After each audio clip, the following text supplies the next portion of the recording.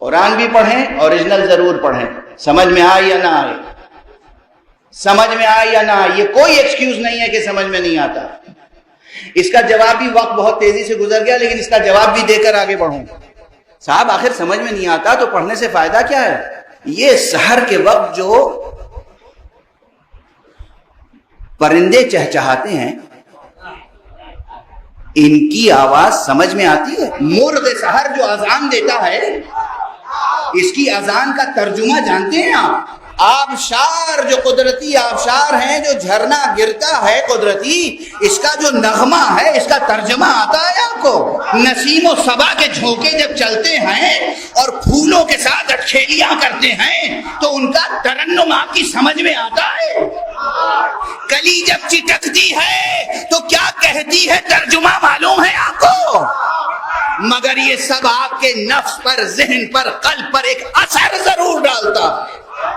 چڑیوں کا چہچہانا اثر ڈالتا ہے، کلی کا چٹکنا اثر ڈالتا ہے، لیکن قرآن کی آواز کیا اثر نہیں رکھتی؟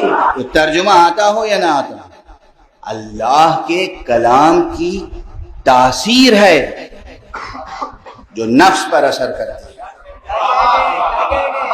ارے میں نے ساری دنیا کی باتیں کر ڈالی آپ سے، مرغ سحر سے لے کر اور کلی کی چٹکنے تک۔ یہ آپ کا پھیپھڑا جو چلتا ہے اس کا ترجمہ معلوم ہے آپ کو؟ یہ آپ کا دل جو دھڑکتا ہے اس کی آواز ترجمہ معلوم ہے آپ کو؟ آپ کے سینے میں یہ دل ہے اور مسلسل حرکت کر رہا ہے، آپ کی کچھ سمجھ میں نہیں آتا، تھوڑا بہت ڈاکٹر کی سمجھ میں آتا ہے جب آپ بیمار پڑتے ہیں، تھوڑا بہت، اس سے زیادہ نہیں۔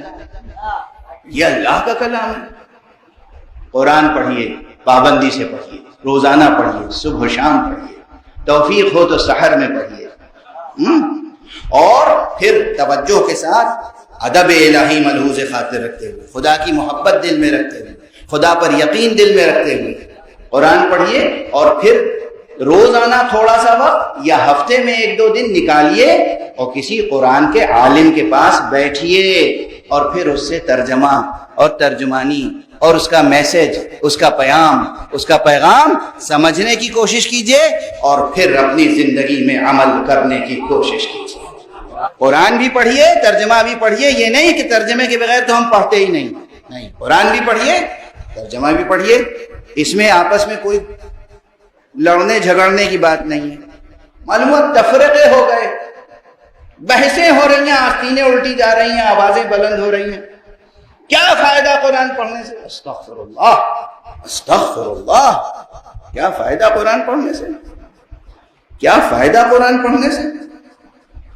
پھر عرض کروں گا، ارے کوئی خدا پر مکمل توکل کے ساتھ ایک آیت نو کے نیزہ پہ پڑھ دے تو قیامت تک اس کی تاثیر باقی رہتی ہے۔